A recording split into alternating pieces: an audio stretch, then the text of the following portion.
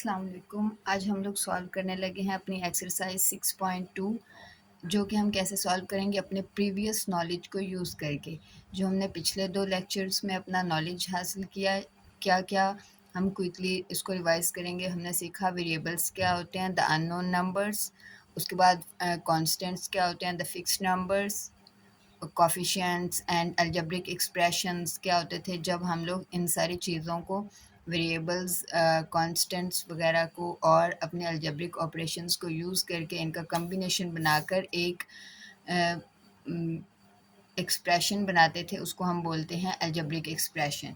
Today we are going to solve our sentences like the sum of number n and 6 is 20। हम इसको solve करने लगे हैं। क्या करना है हमने, सम, पहले हमें पता होना चाहिए कि सम का क्या मतलब होता है, ठीक है। उसके बाद n कोई भी नंबर है, कोई भी नंबर हो सकता है, एंड 6 इज़ 20। क्या बात हो रही है कि अगर हम n और 6 को प्लस करें तो हमारे पास जो आंसर आएगा वो 20 है। इस क्वेश्चन में आपके पास ये बात हुई, ठीक है।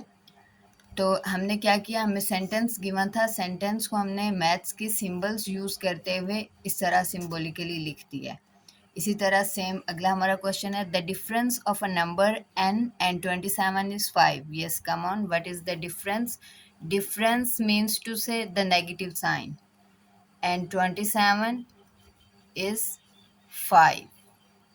This is what the solution is. उसके बाद 4 times a number n is less than 7। 4 times, times का क्या मतलब है, मल्टीप्लीकेशन। जैसे हम लोग टेबल्स याद करते हैं, ठीक है, उसमें क्या होता है, टेबल्स भी क्या होते हैं, बेसिकली मल्टीप्लीकेशन के टेबल्स होते हैं ना।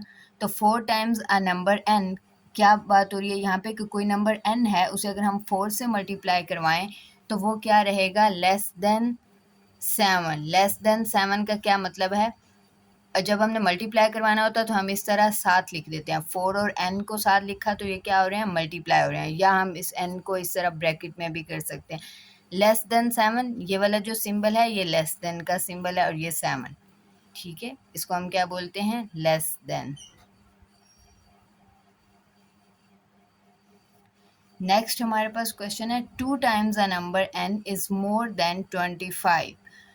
क्या मतलब हुआ इसका, 2 times a number n means to से 2 को अगर हम n से मल्टीप्लाई करवाएं तो वो क्या होगा, वो ग्रेटर देन, मोर देन का मतलब है ज़्यादा होगा 25 से, यानी कि ग्रेटर होगा। तो ये वाला जो सिंबल है ये मोर देन के लिए, या अगर आपके पास आ रहा हो ग्रेटर देन का वर्ड तो फिर उसके लिए यूज़ होता है।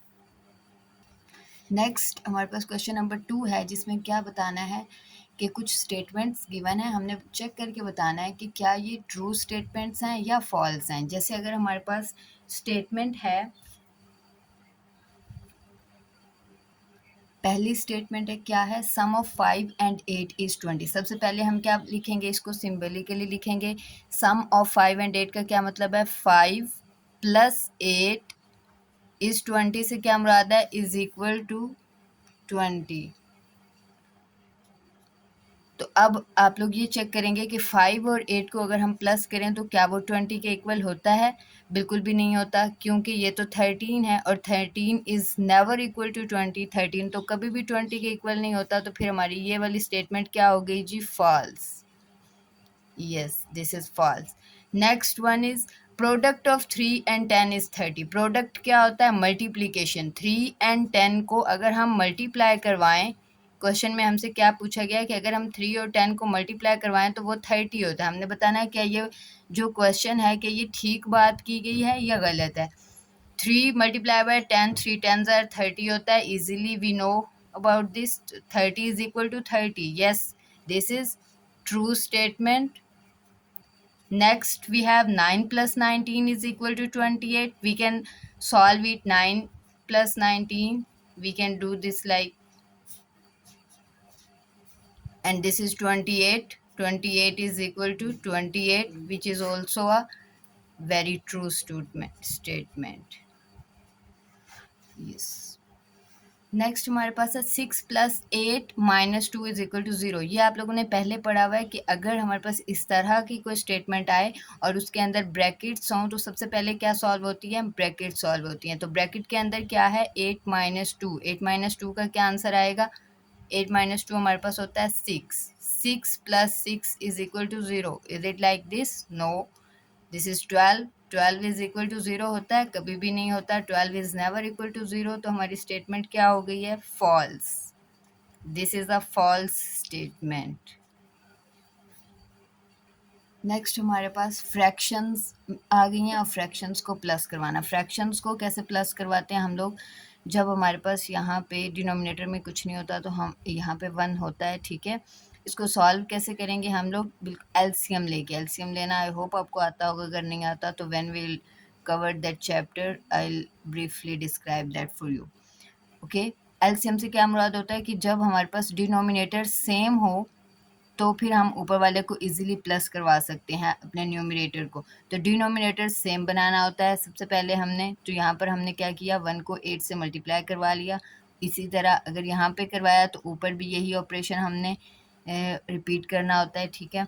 ये क्या बन जाएगा हमारे पास, 7 + 8 3 कितने होते हैं, 24 /8। Now you will solve it. क्या ये जो इधर आंसर आता है क्या वो 16 से बड़ा होता है? अगर बड़ा होता है तो फिर ये ट्रू होगा, अगर बड़ा नहीं आएगा, ऑब्वियसली नहीं आएगा बड़ा, इसका आंसर ये बनेगा 31/8। जब हम 31 को 8 से डिवाइड करवाएंगे, हाँ जी, जब 31/8 करेंगे, 31 को 8 पे डिवाइड करवाएंगे तो क्या आंसर आएगा, 3.87। अब आप लोग बताएंगे क्या 3.87 16 से बड़ा होता है? हरगिज़ नहीं होता, नॉट ग्रेटर देन 16। तो ये हमारे पास क्या आ गई, हमारी statement false. This statement is also false. You will write it like this. Next question है आइडेंटिफाई कॉन्स्टेंट्स एंड वेरिएबल्स। ये क्वेश्चन, इससे हम अच्छे खासे वाकिफ़ हैं पहले से।